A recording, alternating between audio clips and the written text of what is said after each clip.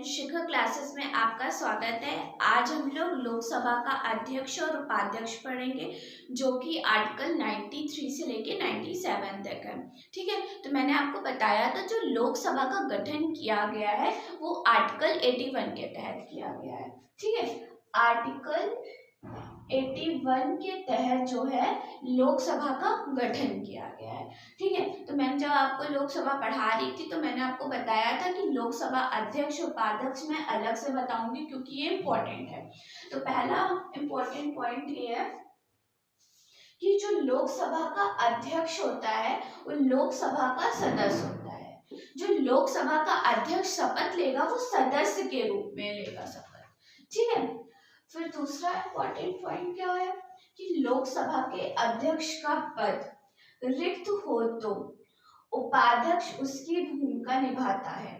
ठीक है, मैंने आपको बताया था कि जब राष्ट्रपति का पद रिक्त होता है तो उसकी जगह पे उपराष्ट्रपति कार्य करता है। जब उपराष्ट्रपति का पद रिक्त होता है तो उसकी जगह सभापति कार्य करता है। इसी तरह जैसे लोकसभा का अध्यक्ष का पद रिक्त होता है तो उपाध्यक्ष उसकी भूमिका निभाता है। ठीक है, तीसरा पॉइंट क्या है हमारा कि लोकसभा का अध्यक्ष का कार्य जो होता है वो बैठकों का संचालन करना, ठीक, कार्यवाही को व्यवस्थित और नियंत्रित करना। जो लोकसभा के अध्यक्ष का कार्य होता है, जो बैठक होती है उन बैठकों का संचालन करता है लोकसभा अध्यक्ष और कार्यवाही करता है और कार्यवाही को व्यवस्थित और नियंत्रित करता है। ठीक, चौथा पॉइंट हमारा क्या कह रहा है कि मतभेद की स्थिति में अध्यक्ष का निर्णय जो है वो अंतिम होता है। जब लोकसभा में कोई भी मतभेद होता है तो उस स्थिति में जो लोकसभा अध्यक्ष होता है उसका निर्णय जो है इसमें अंतिम होता है। ठीक है, पांचवा पॉइंट हमारा क्या कह रहा है, ये कह रहा है कोई विधेयक धन विधेयक है या नहीं है, इसका निर्धारण जो है वो लोकसभा अध्यक्ष द्वारा किया जाता है। मोस्ट इम्पॉर्टेंट पॉइंट है, बहुत बार पेपर में पूछा गया है। और धन विधेयक की परिभाषा जो है वो आर्टिकल 110 के तहत की गई है।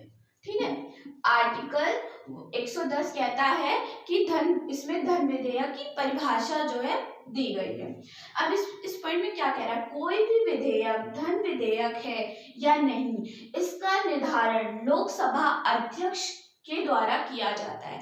पहली बात, जो धन विधेयक को लाया जाता है तो वो लोकसभा में ही लाया जाता है। ठीक है, और ये जो लाया जाता है वो राष्ट्रपति की पूर्व अनुमति से लाया जाता है। ठीक है, तो लोकसभा अगर पारित कर देती है, ठीक है, लोकसभा ने पारित करके राज्यसभा को सिफारिश के लिए भेजा जाता है। ठीक है, और राज्यसभा में आपको पढ़ा रही थी तो उसमें एक पॉइंट था कि राज्यसभा 14 दिन तक धन विधेयक को विचार के लिए रख सकती है। ठीक है, अब वो विचार के लिए 14 दिन तक रखती है। अगर वो पारित कर देती तो ठीक है, नहीं पारित है तो लोकसभा से तो पारित है, वही अंतिम होता है। ठीक है, लोकसभा ने पारित कर दिया तो वो पारित हो जाता है धन विधेयक। राज्यसभा का इसमें निर्णय जो है वो नहीं माना जाता है। ठीक है, अगर वो पारित कर देती तो ठीक है, नहीं पारित करती है तो भी लोकसभा ने तो पारित कर दिया है। ठीक है, तो ये चीज पूछा जाता है कि धन विधेयक कहाँ लाया जाता है,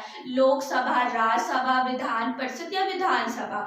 तो हमेशा ये ध्यान रखिएगा कि लोकसभा में लाया जाता है धन विधेयक। 6 पॉइंट क्या कह रहा है हमारा कि संयुक्त बैठकों की अध्यक्षता लोकसभा अध्यक्ष करता है।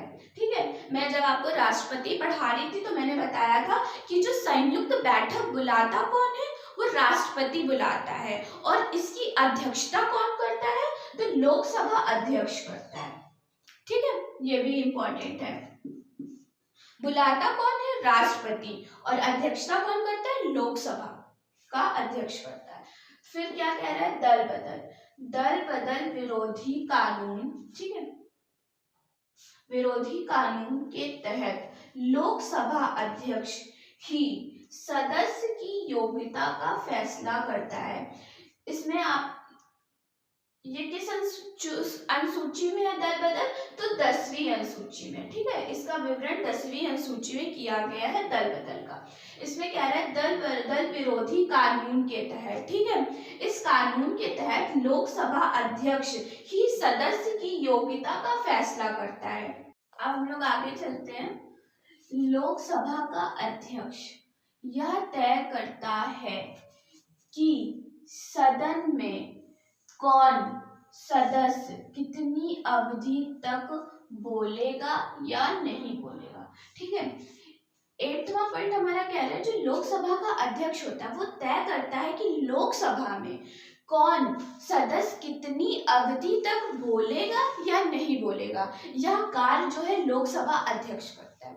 ठीक है, 9वां पॉइंट हमारा क्या कह रहा है कि लोकसभा की बैठक के लिए यदि गणपूर्ति कुल सदस्य का